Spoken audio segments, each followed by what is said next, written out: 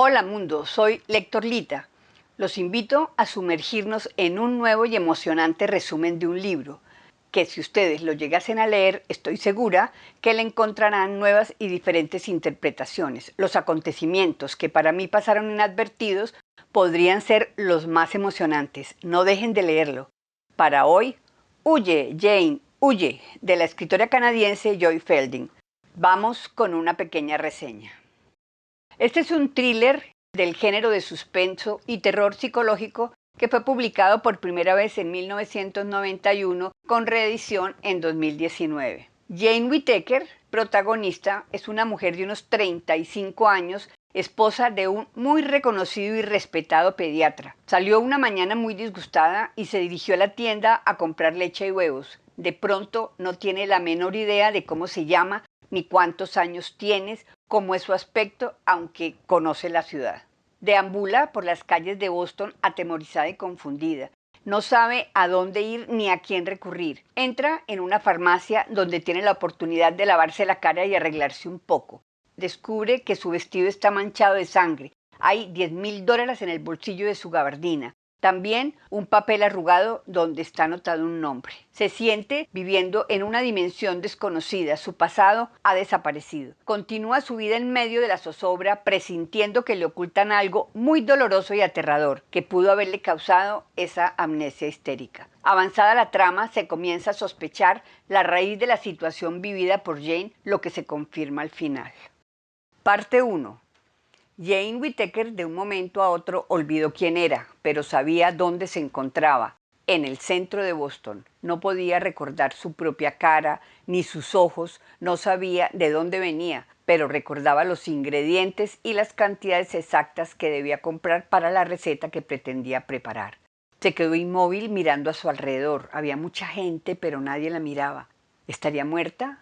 ¿Estaba sola? Se sentía dentro de un episodio de la serie antiguamente conocida Dimensión Desconocida, en la mitad de todo pero invisible, hasta que una mujer la miró, le sonrió. O sea que ni estaba muerta ni era invisible, pero ¿por qué no recordaba su propio nombre? Trataba de tranquilizarse, tenía la esperanza que de pronto al oír su propia voz se reconociera a sí misma, pero no fue así.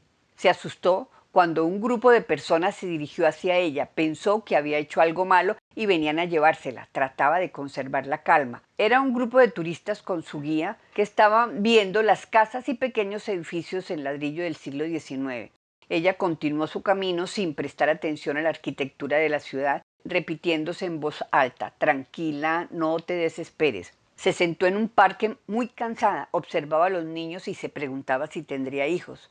No tenía argolla, pero sí una fina huella en su dedo anular de la mano izquierda, lo que podía indicar que estaba casada. Observó sus uñas, mordidas con el esmalte agrietado, zapatos de charol, color marfil, de tacón bajo, número 39. Su altura aproximada, 1,60 m. Era delgada, mujer blanca, pero ¿cuántos años? Instintivamente buscó en su hombro un bolso. Podría descubrir quién era y dónde vivía. Con gran desilusión confirmó lo que ya sabía. No llevaba ningún bolso. Sin embargo, miró a su alrededor. Nada.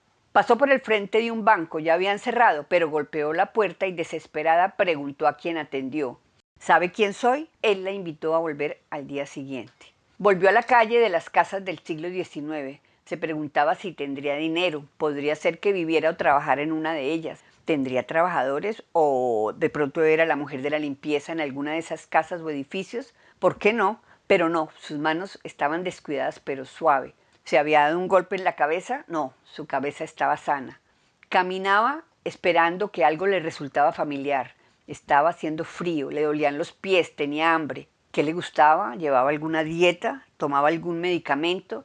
De pronto pensó que estaba ebria, pero no tenía indicios de resaca. Casi a las 5 se dirigió a la tienda donde pretendía comprar los ingredientes. No reconocía nada. Preguntaba a las personas, nadie la reconocía. Se acercó al mostrador con una revista en sus manos. ¿La va a comprar? Ella rápidamente metió su mano en uno de sus bolsillos y sorprendida se dio cuenta que estaba llena de billetes. ¿Por qué tenía tanto dinero? Desconcertada, pidió que le prestaran el baño, se lavó la cara con agua muy fría, se miró al espejo viendo reflejado un rostro totalmente desconocido pero atractivo, cansado, pálido, su cabello castaño. Calculaba que podría tener entre 30 y 35 años. ¿Quién eres? ¿Quién eres? No te desmayes. Se quitó la gabardina y vio su vestido empapado en sangre. Dio un grito que atrajo al propietario. ¿Qué hizo?, le preguntó él mirando el vestido y buscando algún trozo de cristal en el suelo. Tome sus billetes y salga de acá antes que llame la policía. Ella no podía moverse, miraba la sangre en su ropa. No sé a dónde ir, decía en voz baja. Por favor, ayúdeme. El propietario, enojado y desconfiado, la sacó de la tienda. ¿Ahora qué hago? Sin vacilar, tomó un taxi. Parte 2. Se dirigió al Hotel Lenox en el centro de Boston. No sabía por qué lo había elegido. ¿Tenía buenos recuerdos o tal vez estaría registrada? Se acercó a la recepción esperando que la reconocieran, pero eso no sucedió. Así que pidió una habitación por 1 o 2 noches. Debía colocar sus datos en la ficha que le entregaron: nombre, dirección. De pronto se oyó decir Cindy McDonald, seguido de una dirección. Plasmó su nombre con la ficha y pagó. Una vez en la habitación se quitó la gabardina, rasgó el vestido y buscó heridas en su cuerpo. No tenía ninguna. ¿Qué había pasado? Esa sangre no era suya. Estaba asustada. Revisó el dinero de su gabardina, 9 fajos de billetes de $100. ¿Por qué tenía tanto? Estaba aterrorizada. ¿Los habría robado? ¿Habría participado en algún atraco? ¿Habría asesinado a alguien? En otro de los bolsillos encontró un papel arrugado. La letra era suya, era la misma que veía en el papel de registro del hotel. La nota decía: Pat Rutherford, habitación 31, leche y huevos. ¿Tendría una cita con Pat Rutherford? ¿O sería ella Pat Rutherford? ¿O el dinero era de esa persona? ¿También la sangre en su ropa? ¿O esa persona la chantajeaba? Pensaba en buscar a Pat Rutherford y preguntarle si la conocía, acudir a la policía, meterse en un manicomio, desaparecer, pero decidió cenar. Parte 3. Al día siguiente le llevaron el periódico con el desayuno. Imaginaba su foto en él. No había nada. Tampoco aparecía el nombre de Pat Rutherford.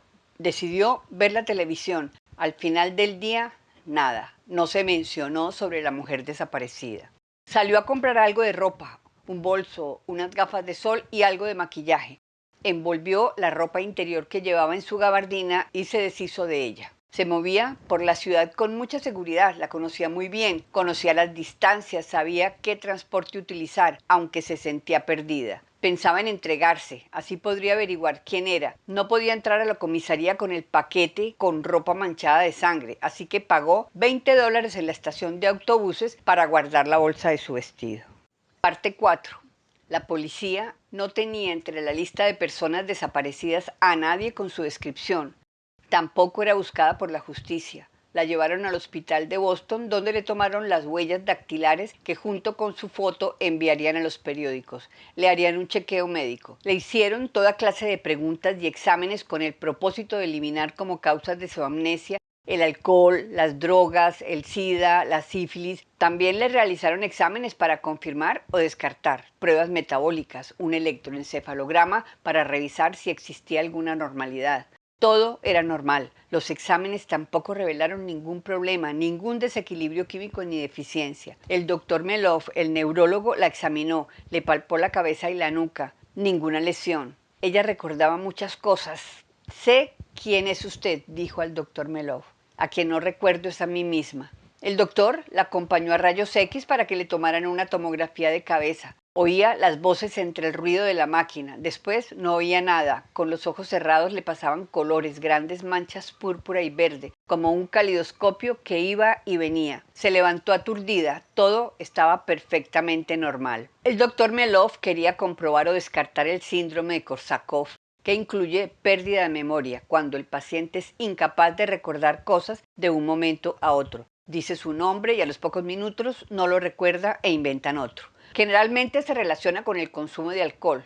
Eso se descartó. Su olvido puede ser debido a un trauma psicológico. Puede ser que huya de un miedo muy intenso, una vergüenza o una humillación, lo que sería una amnesia histérica. Si es ese tipo de amnesia, no duraría más de 2 meses, a veces solo unos pocos días. Le haré una resonancia magnética que nos mostrará la actividad eléctrica del cerebro. mientras esperaba en el pasillo y luego de pensarlo decidió contarle al doctor lo del dinero y lo de la sangre. La doctora Irene Borobow la reconoció. Usted es la esposa del doctor Whittaker. Jane Whittaker. Ese nombre no le decía nada. Parte 5. Jane Whittaker se repetía mientras quien se decía era su marido hablaba con los médicos y policías. La dejaron sola en la sala de espera. Quería volver al Hotel Lenox y ocultarse. No quería conocer a su supuesto marido, Michael Whittaker, cirujano pediátrico. Todos hablaban de él con respeto y admiración. Ella sentía pánico de solo pensar en no reconocerlo. Él le explicó que ella iba para San Diego a visitar a su hermano. Era una sorpresa para él. Eso a ella no le decía nada. Su marido pensaba que usted estaba con él, le dijo el médico. No lo reconoció. Él se acercó y ella retrocedió. Se esforzaba por contener las lágrimas. Era un hombre muy atractivo de unos 40 años, alto, con el pelo un poco largo y claro, sus ojos verdes. Llevaba ropa deportiva, sus manos eran suaves con dedos largos y una argolla de boda. ¿Por qué yo no llevo una?, preguntó.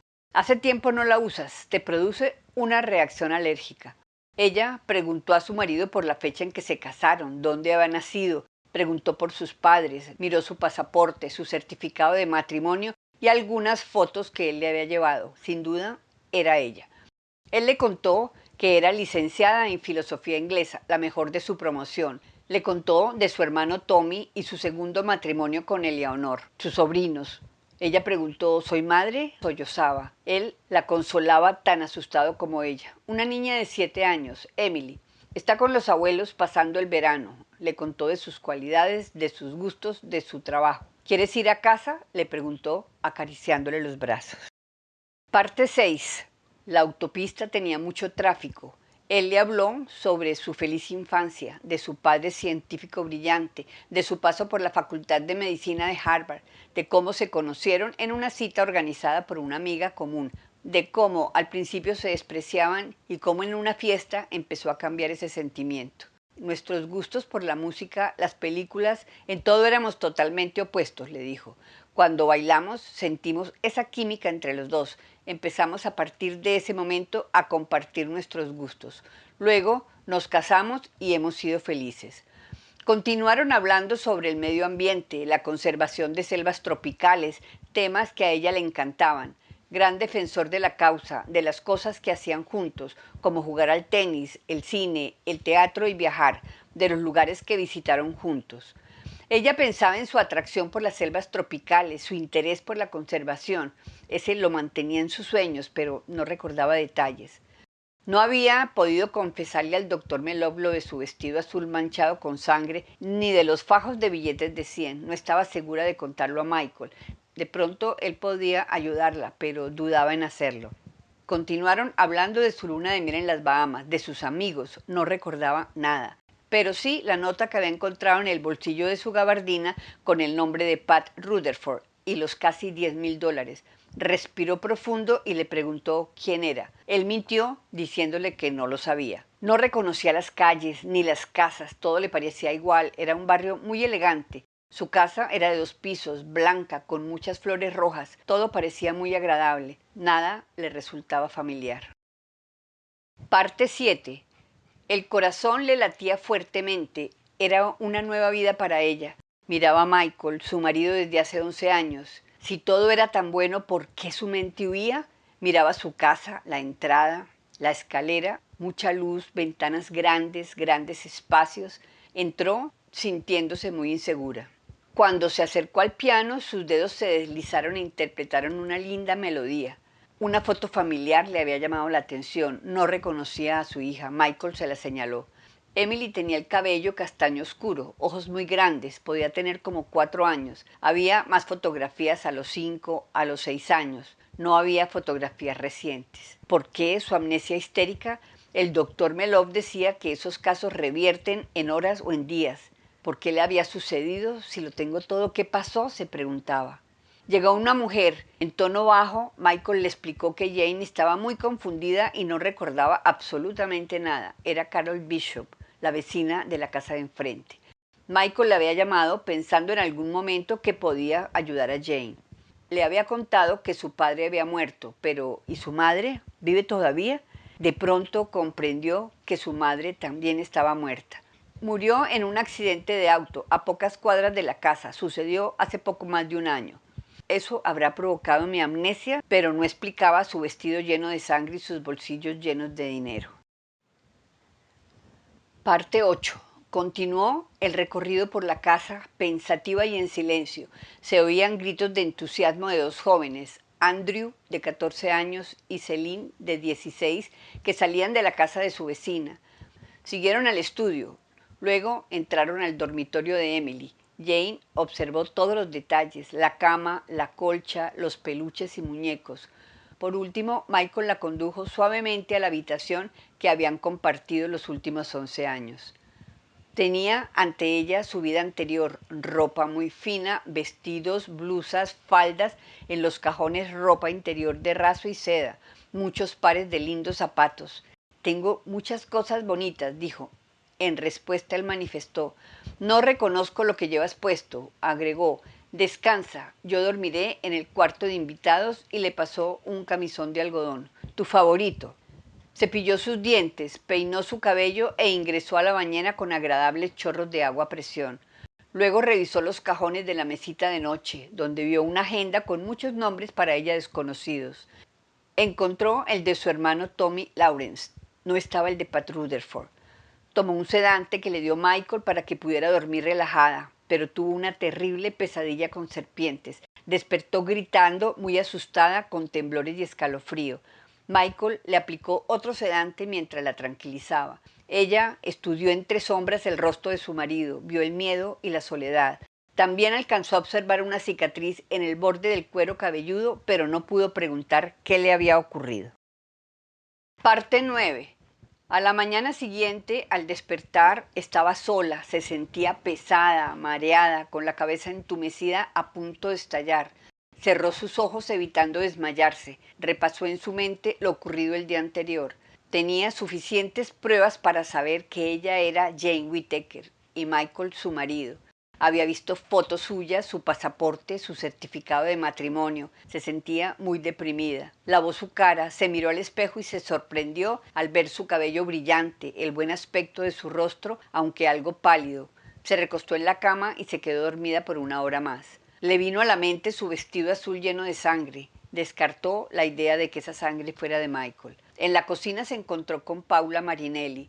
Limpio la casa 2 veces por semanas, dijo ella, desde hace un poco más de un año. Le sirvió el desayuno y le contó que el doctor Whittaker había salvado a su hija de 5 años. La operó de una serie de aneurismas. Fue muy generoso. Según decía Paula, era un buen hombre. Entonces, ¿por qué su fuga histérica? Se reía de sí mismo al verse tan indefensa. Tomó un par de pastillas y se recostó en un sofá colgante.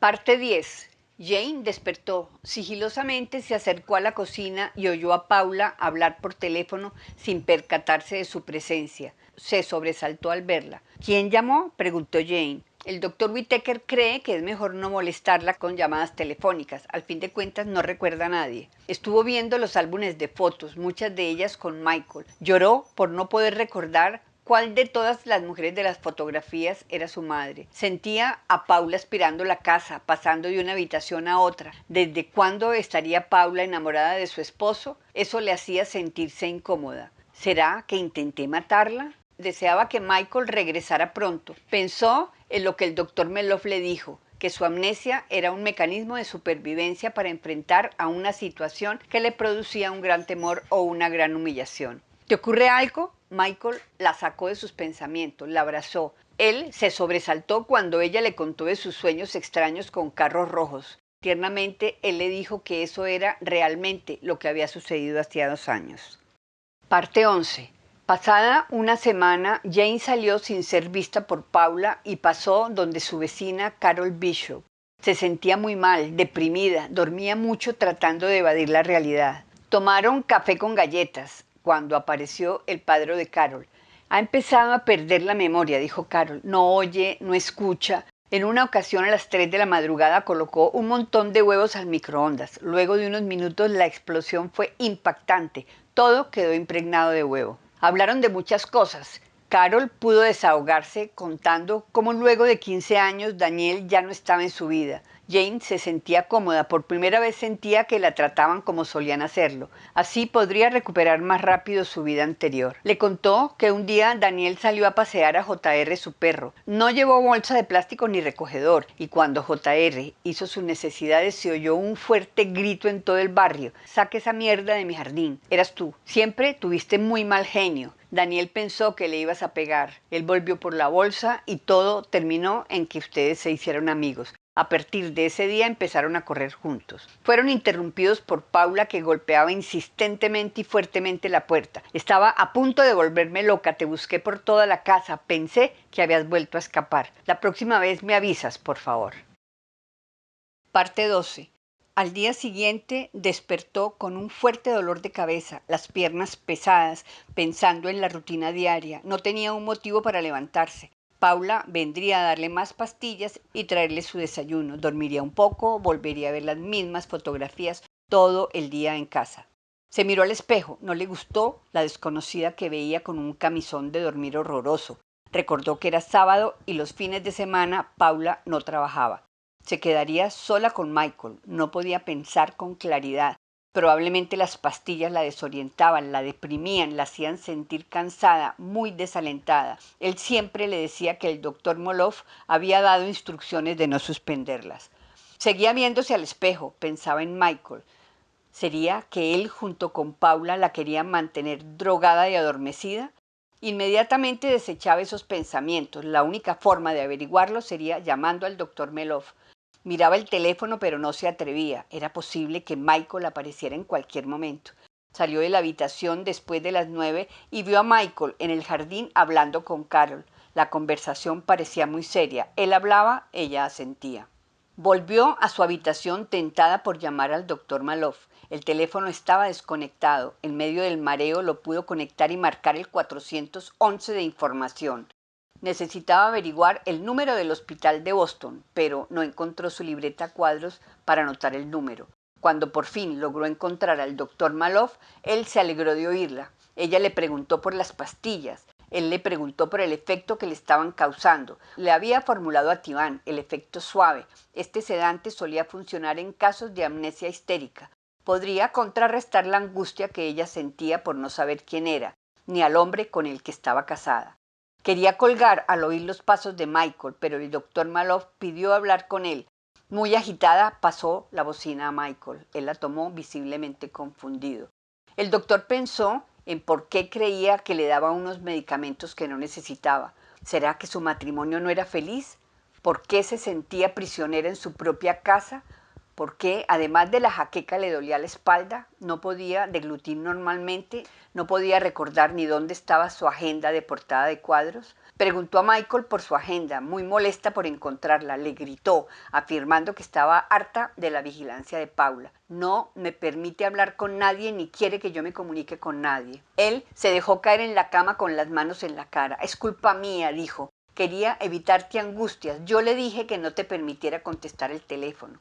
Si quieres salir, puedes hacerlo. Si quieres, te acompaño o puedes salir sola. Si no te gusta Paula, decimos que no vuelva más. Si no quieres verme, me iré a un hotel. Jane lo abrazó. Por primera vez se sintió realmente en casa. Parte 13. Estaba muy cansada. Se tambaleaba camino al baño. Se vio al espejo bastante desmejorada. No entendía por qué tenía calambres en la espalda. Se sentía muy enferma. No tenía fuerzas. Paula le dio masajes e instrucciones para dirigir la respiración a la zona afectada, tal como lo había hecho varias veces durante esa semana. Le aconsejaba salir y hacer ejercicio. Ella la acompañaría. Tampoco era capaz de desayunar. En el momento que iba a tomar las pastillas sonó el teléfono y Paula fue a contestar. Antes de tomarla viéndose al espejo, pensó en cómo desde que las empezó a tomar inició su desaliento, su pérdida de apetito, su depresión. Así que decidió meterla en uno de sus zapatos. Intentaba recordar a Emily, preguntándose si estaría pensando que ella la había abandonado. De pronto dijo, quiero llamar a mi hija. Tenemos que proponerlo al doctor Whittaker, respondió Paula. Jane se molestó. No necesito permiso de nadie para hablar con mi hija. No es sensato hacerlo. Podría trastornarla al ver que su madre no la recuerda. Jane estuvo de acuerdo. No sabía ni dónde estaba ni cómo localizarla, así que preguntó por su libreta. Ni la he visto ni la he tocado. En vez de pelear vamos a dar una vuelta en el auto. El auto se averió en el camino. Era un viejo Buick. Jane miró a Paula y le preguntó, ¿el doctor Whittaker le pidió que parara el motor? Se sentía muy molesta, pero con la cabeza clara. Rió fuertemente y al rato sentía ganas de llorar nuevamente pensando en su hija. Cuando al fin pudieron continuar, Jane dio un grito con la orden de parar. Paula frenó y el auto se apagó. Esa es la escuela de Emily. Bajó del carro, pero sus piernas no le respondían. Estaban muy pesadas. En ese momento se acercaba otro auto a gran velocidad y ella no pudo apartarse. Quedó paralizada por un recuerdo que le vino a la mente. Parte 14. Se veía con un grupo de niños, de padres y de profesores, entre ellos Emily, cuando de pronto un hombre se dirigió al grupo apartando empujones y manotazos a los niños. Todos quedaron inmóviles, aterrados, pero ella salió tras él gritando y pretendiendo golpearlo con su bolso. Volvió a la realidad conservando esos amargos recuerdos. Paula la miraba preocupada, igual que los padres la miraban en sus recuerdos. Vamos a regresar, le dijo. No quiero. ¿Será que estoy loca?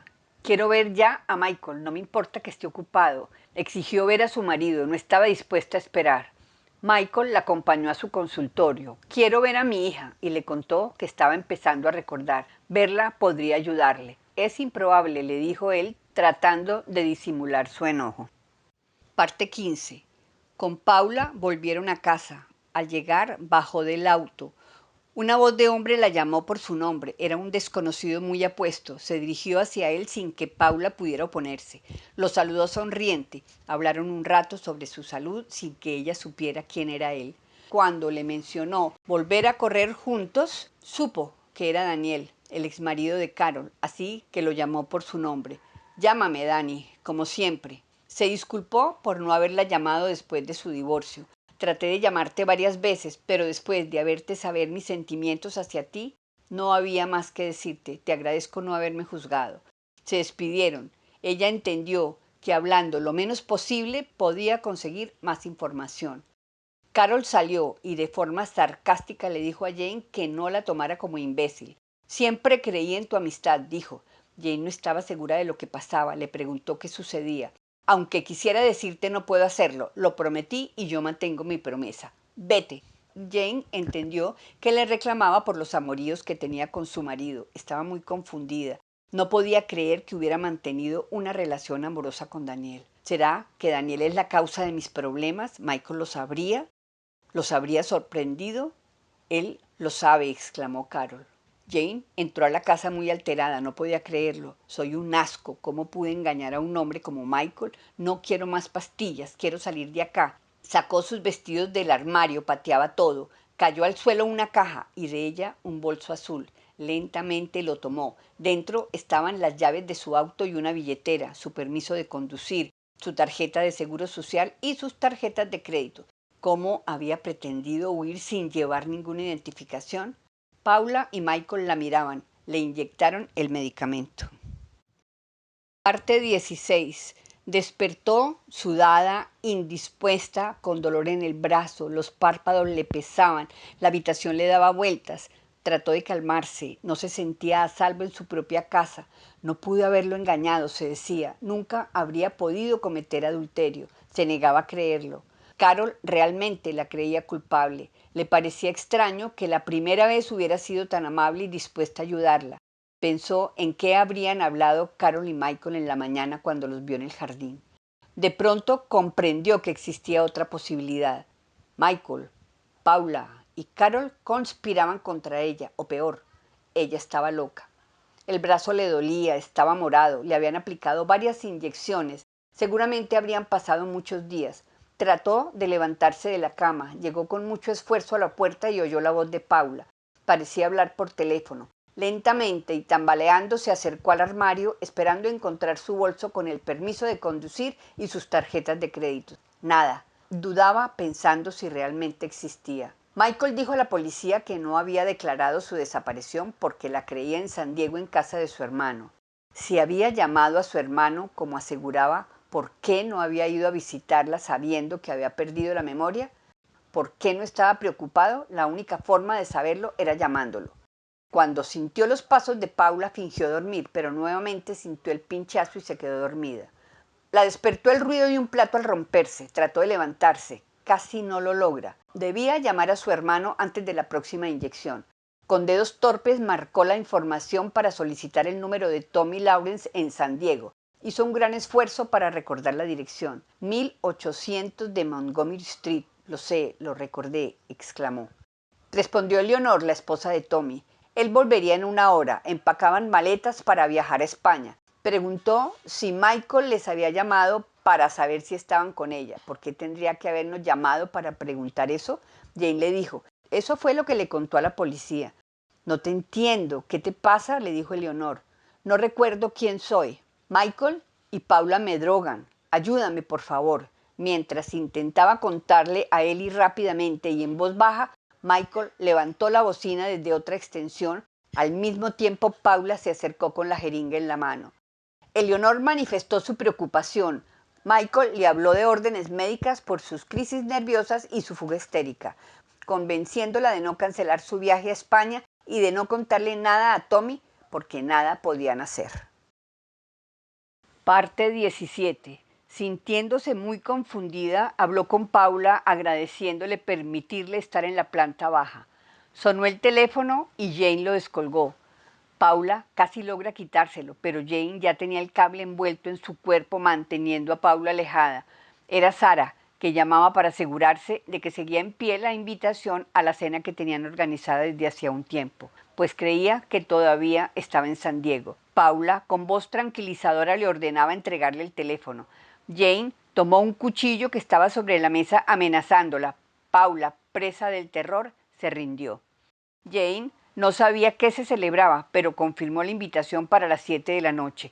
La única pista que tenía de la persona con quien estaba hablando era el nombre de Peter, que posiblemente era su marido. Pensó en las páginas de su agenda y en los nombres allí escritos. Claro, Sara y Peter Tannenbaum. Jane le aclaró que si le llamaban para cancelar la cena no hiciera caso. Michael podría bromear con eso. No se le ocurría cómo contarle a Sara qué sucedía. Había perdido la memoria. Era prisionera en su propia casa de su marido y esa mujer Paula. No podía hacerlo. La creería loca. Probablemente cercano a la verdad. Tenía que explicarle todo, pero personalmente. Parte 18. Esa noche se negó a tomar la medicina. Tenía que estar alerta para hablar con Sara. Michael no insistió. Alarmado por los sucesos de la tarde, no se opuso a la cena. La ayudó a vestirse y arreglarse. Porque estaría tan atento, le hubiera gustado preguntarle por qué le había mentido a la policía de los médicos. Deseaba oír una explicación lógica a todas sus sospechas. Yo abriré, dijo Jane cuando sonó el timbre de la puerta. Ella temblaba, respiraba hondo, abrió la puerta. Le sonreían dos desconocidos con un ramo de flores y una botella de vino. No vuelvas a ausentarte tanto tiempo sin decirle a nadie. ¿Qué te has hecho en la cara?, preguntó Sara. ¿Te mandaste a hacer un estiramiento facial? ¿Qué te sucede, Jane? ¿Será mi maquillaje o el peinado?, respondió. Michael solo dijo, tiene un aspecto maravilloso. ¿Qué tiene de malo mi apariencia?, susurró Jane a Sara. No quiero ofenderte, titubeó Sara. Parece que estuvieras embalsamada, como si no fueras real. Has perdido mucho peso. Cuéntanos de San Diego, insistió Sara. ¿Qué hiciste? A las respuestas de Jane, Sara, confundida, intervenía. Antes no te gustaba el zoológico. Tampoco te gustaba Los Ángeles. Jane, ¿te sucede algo? He tenido un mareo, pero ya pasó. ¿Será que Michael puso algo a la bebida?, se preguntaba, mientras la invadía la sensación de que la habitación daba vueltas, las voces se acercaban y se alejaban. Hacía un gran esfuerzo por aguantar. Necesitaba contarle todo a Sara. Sentía que Sara podía reaccionar como su cuñada cuando le contara de su amnesia, de su versión de que Michael la retenía en su propia casa, que él le mentía. No sabía sin contarle de los $10,000, de la sangre en su vestido azul. Se sentía muy débil. Tuvo que apoyarse en el brazo de Sara para pasar al comedor.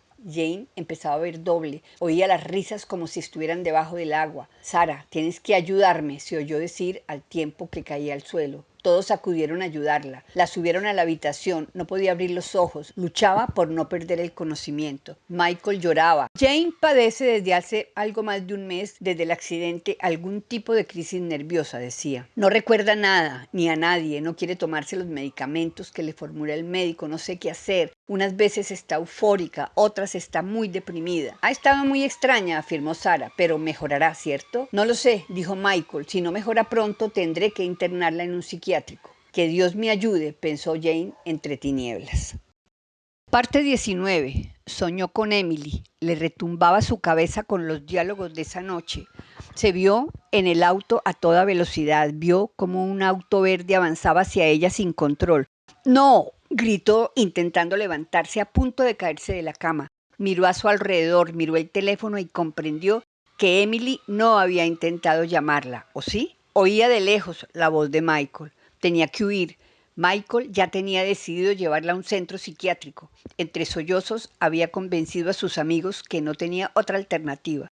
Estaba muy mareada, pero tenía que salir de esa casa. Como pudo, llegó al auto de Carol, parqueado al frente de su casa. Entró en él mientras Paula salía y gritaba su nombre. Esperó unos minutos y salió del auto. No llevaba su bolso, no tenía dinero, tampoco documentos de identidad, pero ahora sabía que era Jane Whittaker. «Huye, Jane, huye», se decía mientras corría agachada. Oía pasar los carros, corría empapada en sudor. No tenía claro lo que iba a hacer, ir a la policía, pero ¿qué diría? ¿Que su marido, el reconocido doctor Whittaker, la internaría en un psiquiátrico? ¿Me mantiene drogada? No, no podía hacer eso. Su aspecto era terrible, nadie le creería. Entró a una farmacia, se sentía indispuesta. El farmacéutico le acercó una silla y le alcanzó un vaso de agua. De pronto llegó Paula, le sonreía. A Jane se le llenaron los ojos de lágrimas. Le dijo al farmacéutico si podía saber si las pastillas que sacó del bolsillo eran Ativan. Él las miró detenidamente. No son Ativan, son Aldol, son peligrosas. Utilizadas en psicosis graves, si toma estas pastillas por un tiempo prolongado se convertirá en un zombie, con síntomas como los de la enfermedad de Parkinson. La tranquilizó saber, al menos, que no estaba loca. Parte 20. Necesitaba desesperadamente hablar con el doctor Meloff. Tenía minuciosamente planeado lo que le diría, pero él estaba de vacaciones. Para ir a la policía lo necesitaba para que la acompañara. Debería desaparecer hasta que él volviera de sus vacaciones, porque sin dinero, sin sus documentos de identidad, sus únicas opciones eran volver a casa y enfrentarse con Michael o entregarse a la policía. También podría obligarse a recordar con lo que pudiera investigar sobre su estado. Había una biblioteca médica en el hospital, pero de uso exclusivo para el personal. Así que se presentó en la biblioteca como Vicky Lewis, secretaria del doctor Meloff, y solicitó un tratado de psiquiatría. La bibliotecaria no puso ningún reparo y la llevó hasta donde estaban los textos de ese tema. Buscó el término amnesia, todo tal como el doctor Meloff le había descrito. Continuó con fuga histérica. De pronto leyó textualmente: pérdida momentánea del control impulsivo que conduce casi al asesinato de un ser querido, a la que puede seguir una pérdida completa de la memoria relacionada con todos los datos de identificación personal. Aterrorizada pensaba si era posible que ella hubiera atentado contra Michael. Lo que había descubierto de ella en los últimos días confirmaba su mal genio y cómo estallaba ante la más mínima provocación. El texto también decía que se podía recuperar la memoria con hipnosis o sugestión profunda, en un ambiente ajeno a donde sucedieron los hechos. Posiblemente lo agredí en casa, por eso no he podido recuperar la memoria. Pensaba en pedir a la policía que la hipnotizara cuando al levantar su cabeza oyó que le decían: señora Whittaker. Era el doctor Klinger. Decidió contarle de la cena de la noche anterior, de lo que pensaba de su marido que pudo haber puesto algo en la bebida, de por qué intentaba huir. ¿Me creería si le dijera que mi marido me ha dado medicamentos para mantenerme como prisionera en mi propia casa? Eso lo supone usted, fue la respuesta del médico. Michael llegó por ella. Parte 21. No permitió que se acercaran ni Michael ni el doctor Klinger.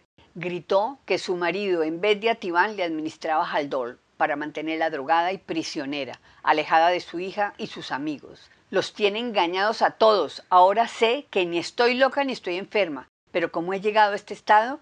¿Qué me ha hecho este hombre tan maravilloso? Sacó las pastillas de su bolsillo y se las pasó al doctor Klinger. ¿De dónde sacó esto?, preguntó Michael.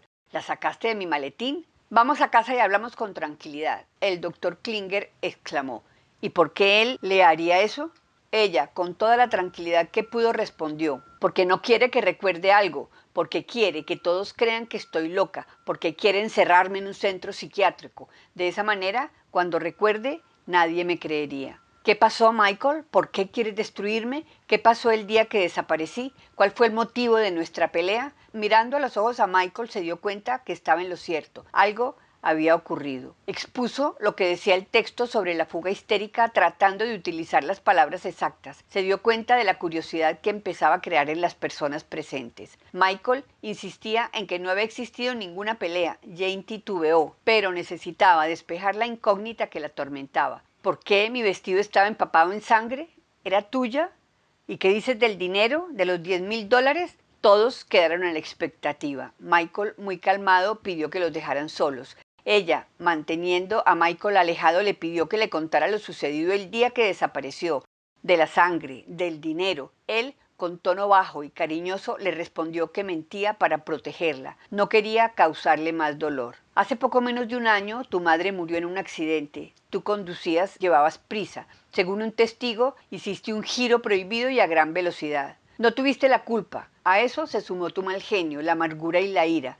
Quisiste pasar sola ese dolor. Luego de 6 meses en que todo parecía ir bien, empezaste nuevamente con las pesadillas. Te obsesionaste con el accidente. No podías concentrarte, no comías bien. Con voz entrecortada prosiguió. Empezaste a actuar de forma extraña. Salías a correr con Daniel Bishop, te enredaste con él, me lo contaste sin darle importancia. Un día decidiste ir sola al cementerio, no contestaste el teléfono. Yo estaba muy preocupada hasta que Carol Bishop me llamó. Me dijo que llegaste muy alterada, no quisiste hablar con ella. La empujaste y te encerraste en casa. Cuando llegué a casa, estabas empacando tus cosas, estabas histérica. Llegaste a golpearme, gritabas que tenías que abandonarme por mi propio bien. Me gritabas que no solo había sido Daniel, que habías tenido otros amantes, que yo era un imbécil. Yo también perdí el control, tuvimos una pelea, me golpeaste en la cabeza y perdí el conocimiento. Desperté en un charco de sangre, tú ya no estabas, vaciaste nuestra cuenta de banco. Mentí a la policía por vergüenza, tampoco quería afectar mi reputación. No te busqué porque pensé que habías huido con tu amante. Nunca se me ocurrió que habías desaparecido. Solo esperé a que me contactaras. Hay algo que no me cuentas, susurró Jane. No te culpes más, le dijo Michael con lágrimas en los ojos tratando de contenerse. Hay algo más, gritó Jane. Emily, musitó Michael. Estaba sentada en la silla detrás de tu madre. No tenía abrochado el cinturón de seguridad.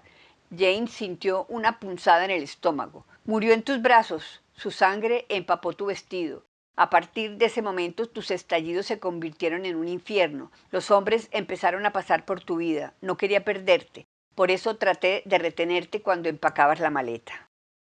Parte 22. Pasaba el tiempo y Jane, a pesar de saberlo todo, no recordaba. Oía las voces con estática, como si las palabras flotaran y se esfumaran. Siempre hablaban de ella. Había perdido las ganas de todo, solo pensaba en ocultarse bajo las cobijas.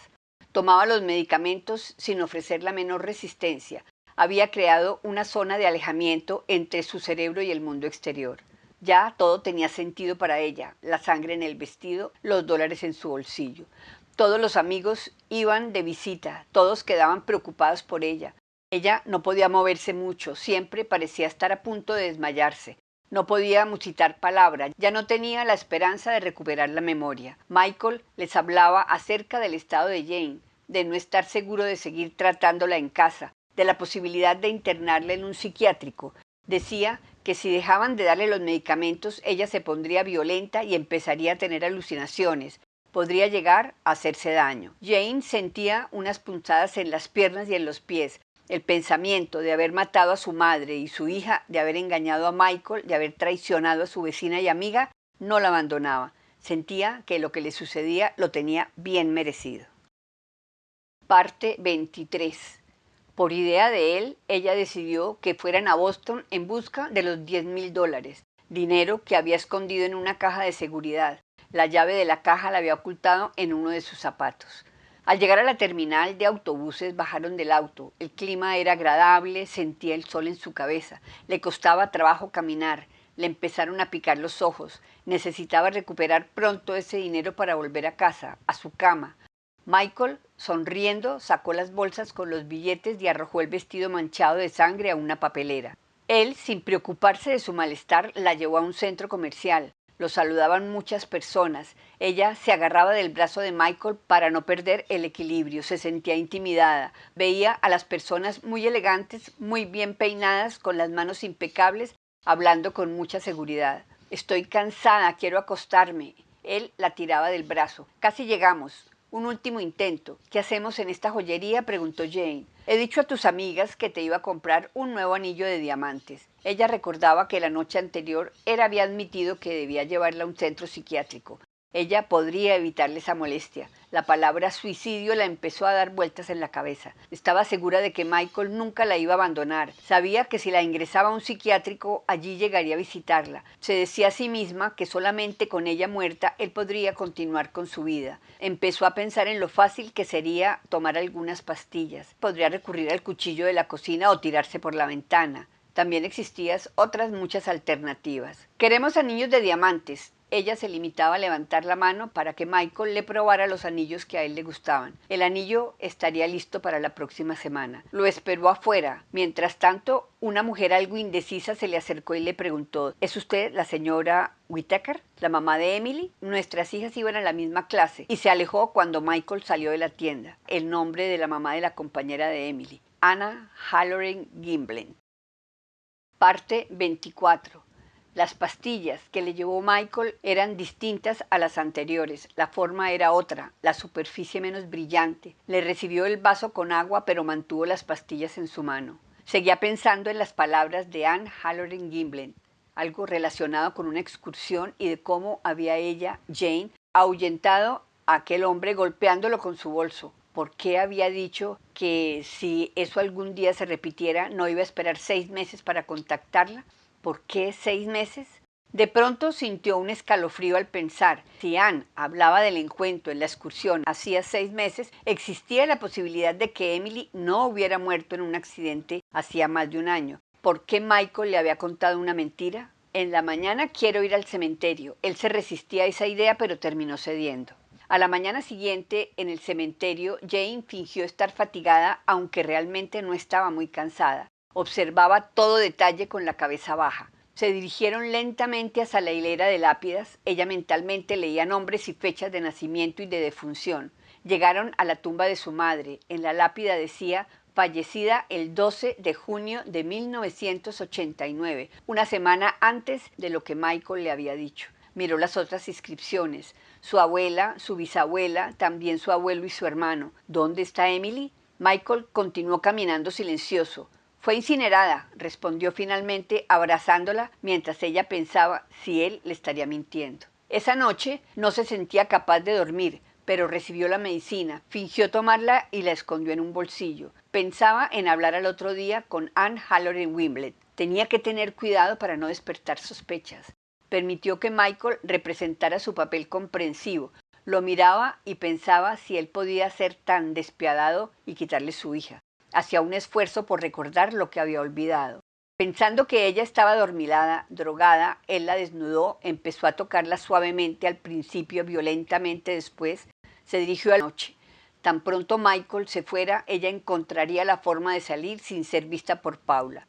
Ese día, Michael la llevaría al hospital psiquiátrico a ver al doctor Gurney. Podría ser probable que la dejaran allí algunos días. Paula le empacaría algunas cosas.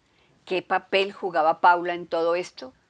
Esta vez Paula le agarró la mandíbula y tuvo que tragarse las pastillas. Antes que le empezaran a hacer efecto, tenía que eliminarlas del organismo. Fingió sentirse muy mal. Pudo vomitar sin estar segura de haber devuelto las pastillas. Logró empujar a Paula a la bañera, trancó por fuera la puerta del baño. Como pudo, se vistió, tomó las llaves del auto de Paula y algunos dólares. De la guantera sacó un viejo mapa. Llegó a la dirección que le había dado la telefonista. Anne, muy amable, abrió la puerta, sirvió 2 tazas de café bien cargado. Jane no estaba segura de contarle la verdad, que Michael le mentía, que la mantenía drogada, que la iba a internar en un psiquiátrico. Pasado un corto tiempo, hablando de las hijas, Melanie, Shannon, que fueron de campamento, y de Emily, que estaba en la playa, Jane se dirigió a las fotos de las niñas. Sin dificultad reconoció a la suya. De pronto vio una foto que le llamó la atención. Las niñas más grandes. Allí estaba Emily. «Dios mío», exclamó, «sigue viva». Anne se asustó y pensó en llamar al doctor Whittaker.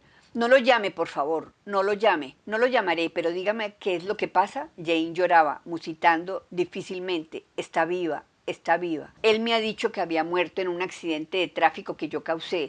Ella está viva». «Ella está viva», le decía suavemente Anne, con evidente miedo que dejaba de ver en su voz. «Continúa en el mismo curso con Shannon. Su profesora es la señorita Rutherford».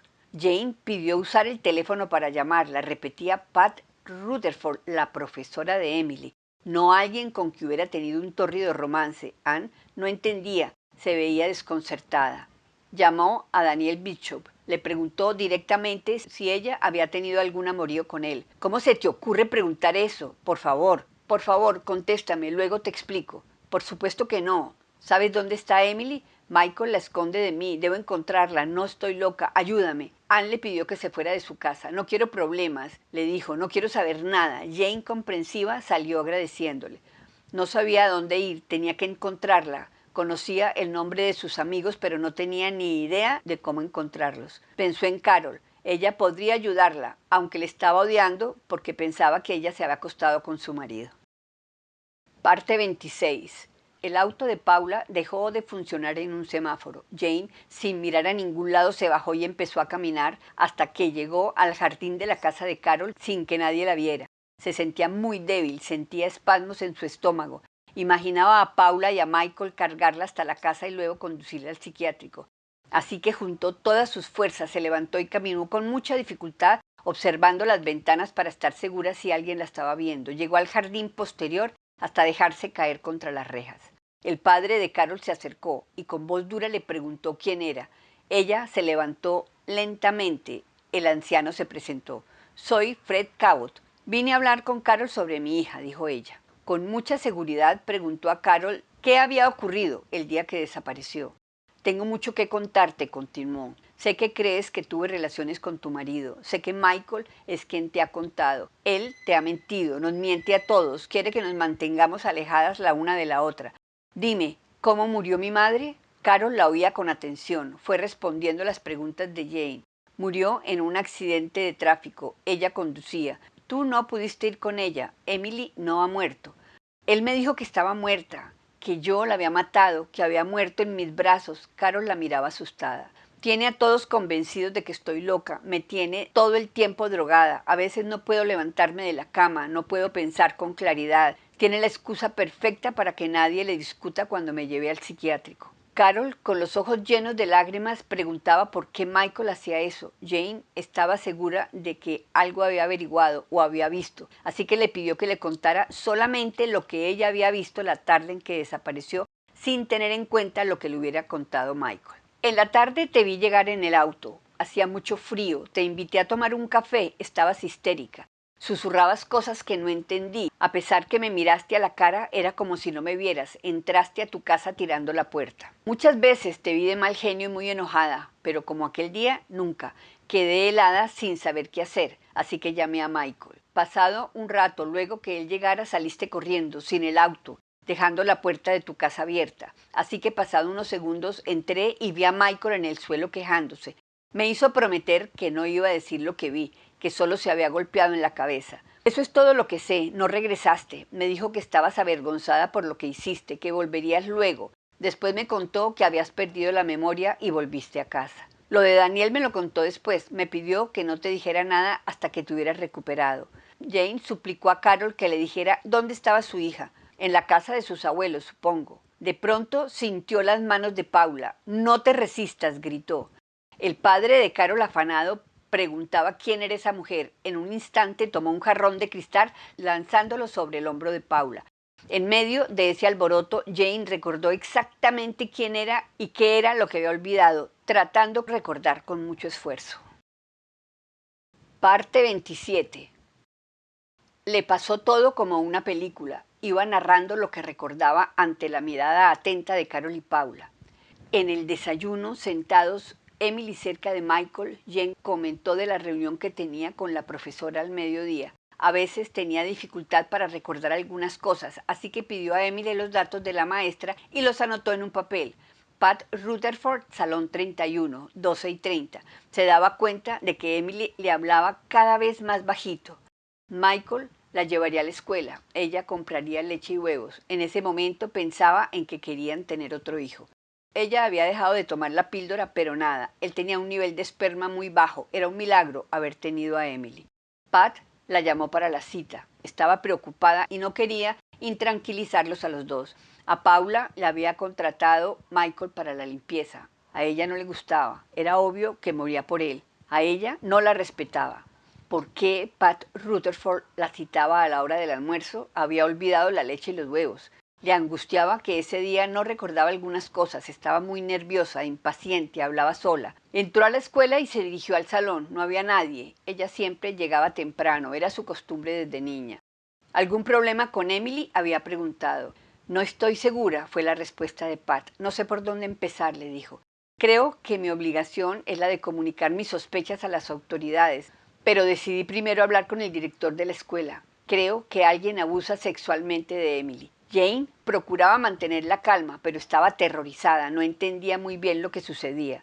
No tengo pruebas, continuó Pat. Por eso no hemos llamado a las autoridades, pero he leído mucho al respecto. La conducta de la niña es consecuencia de ese tipo de abuso. Últimamente ha estado muy callada, contrario a lo sonriente, alegre y entusiasta que solía ser. Se volvió muy reservada, triste. Jane también lo había notado. Un día la vi jugando con las muñecas, les tocaba los pechos y entre las piernas, las frotaba entre sí. Al principio pensé que era lo que veía en la televisión. Eso no era posible, pensaba Jane. Ella solo veía películas infantiles. He reflexionado durante mucho tiempo sobre eso. Conocemos la importancia del Dr. Whittaker y lo dedicado que son ustedes dos a su hija. Además, recuerde lo sucedido la semana pasada. ¿Qué sucedió?, preguntó Jane muy alterada. Emily acariciaba los pechos de otra niña mientras le decía en tono muy bajo: eres muy hermosa, tu piel es muy suave. Sé que eso es terrible para usted. Me lo digo constantemente, pero no tengo pruebas. Necesito hablar con Emily. Se preguntaba si eso era verdad. Su mundo se partía a pedazos. La niña corrió hacia ella cuando la vio. Pat las dejó solas. Necesito que me digas toda la verdad de lo que te voy a preguntar. No me voy a poner furiosa ni tengas miedo. Le preguntó si alguien la había tocado haciéndola sentir incómoda. Le nombró a todos los hombres que conocía o pudo haber visto alguna vez. ¿Alguien que haya traído a casa a Celine, la niñera que te cuida algunas noches? ¿Andrew? La niña bajaba la mirada. Él no ha sido, respondió. ¿Algún profesor? ¿Un niño de la escuela? ¿El dentista? ¿Algún desconocido? ¿Quién, Emily? Por favor, dímelo. Papá. Esa palabra penetró en lo más profundo del corazón de Jane. Quedó paralizada. Era muy difícil de creer. Haber vivido en un engaño. Le prometí a papá que no iba a decir nada, que ese era nuestro secreto. ¿Cuándo ha sido?, le preguntó Jane. Me secaba después del baño, respondió la niña, entre lágrimas. Cuando tú ibas a alguna reunión, iba a la cama conmigo. Decía que estaba orgulloso de mí. Se va a poner furioso conmigo por haberte contado. Jane le dijo que la recogería más tarde en el colegio. Iban a tener unas vacaciones solas ellas dos. No le contó a la maestra nada de lo que acababa de averiguar. Parte 28. Jane subió a su auto, daba puños al volante, gritaba sin saber qué debía hacer, denunciarlo, huir con su hija, pero era muy probable que hiciera lo mismo con otras niñas. Desde su posición en el hospital, él estaba en contacto con muchos niños vulnerables. Había vivido más de 11 años con él sin haber sentido nunca ni la más pequeña sospecha. No quería enfrentarse con Michael, que lo hicieran las autoridades una vez ella hubiera huido con Emily. Debía tranquilizarse antes de recoger sus cosas. Primero pasaría por el banco a sacar dinero. Lo sacaría todo, $10,000. En el banco la miraban con recelo. Ella lloraba silenciosamente. Dejó $5 para no tener que hacer los trámites necesarios para cerrar una cuenta. Todo en efectivo. Ella guardó todo en los bolsillos de su gabardina. Llegando a casa, bajó del auto. He fracasado en todo, se decía. Sentía a alguien a su lado, una presencia. Era Carol, preocupada al verla desesperada y llorando. No tenía tiempo para contarle a nadie. Tendría que convencerla de que Michael violaba a su propia hija. Subió a su habitación lo más rápido que pudo. Guardó en una maleta solo lo que consideraba indispensable. De pronto le dijeron: «Jane, ¿qué ocurre?». Ella quedó paralizada. Era Michael. Del banco lo habían llamado. También Carol. Maldito sea, ¿cómo es posible que le hayas hecho eso? He hablado con la profesora de Emily. Ha estado preocupada por la conducta de la niña. Sospecha que alguien la acosa sexualmente. Emily me lo ha dicho. Eres un hijo de puta. Le robaste su infancia. Estás loca, todo lo distorsionas, tratas mal a todo el que se te acerca, no tienes modales, has empeorado con los años, vas de aventura en aventura, ya nadie te reconoce. No empieces otra vez con eso, si divulgas eso, acabaré contigo, te llevaré al juzgado con camisa de fuerza. ¿Se ha encontrado en Emily acaso muestras de abuso sexual? Solo cuentas con las fantasías que ella pueda contarte.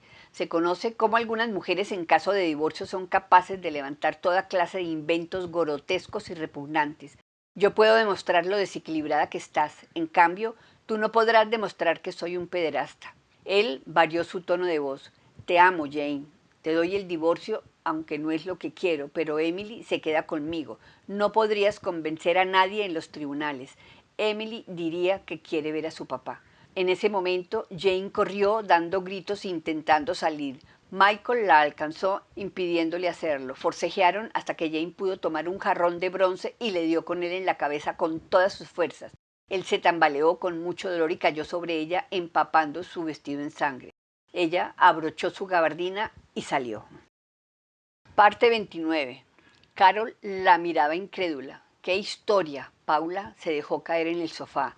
Jane pensaba qué habría sentido Emily cuando en vez de ella llegó su padre a recogerla. La cabeza le daba vueltas, los medicamentos todavía estaban en su cuerpo.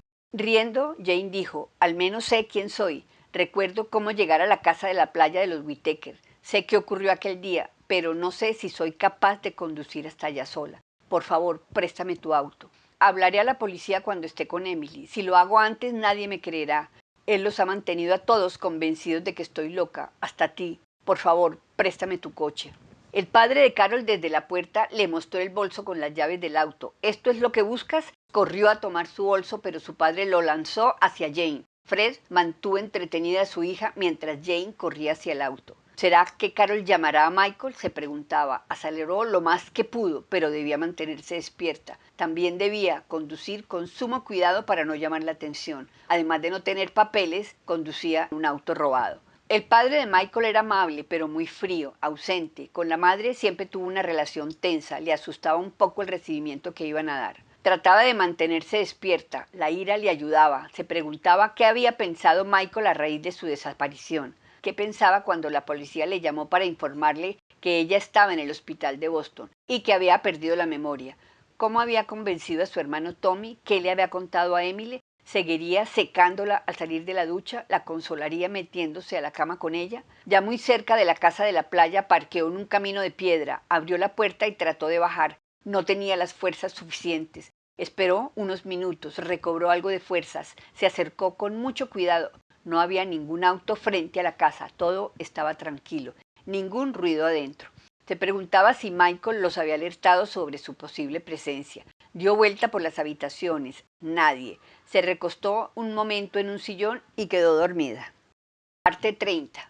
Luego de 20 minutos la despertó el timbre del teléfono, oyó voces. Eran los Whittaker, también la voz de Emily.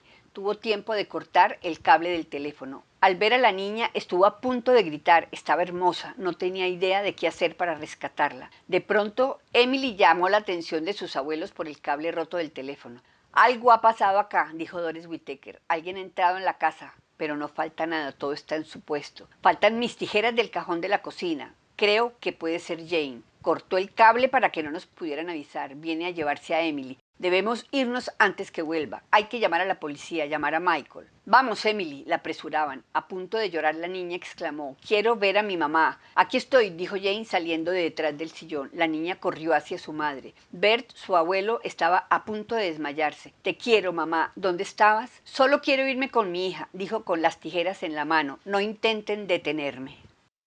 Parte 31. Luego de haber recuperado a Emily, Sarah y Peter Tannenbaum las invitaron a compartir su casa. La vigilaban de cerca mientras eliminaba los medicamentos que aún circulaba por su organismo. Se cansaba fácilmente, pero había recuperado algunos kilos. La fiscalía no había podido localizar a Pat Rutherford. Había viajado a Europa por un tiempo. El director de la escuela estaba de parte de Michael. Muchas otras personas se inclinaban por creerle a partir de los episodios de agresividad por los que Jane pasó. Los médicos declararían que padecía amnesia histérica. Pero había una denuncia que apoyaba la versión de Jane.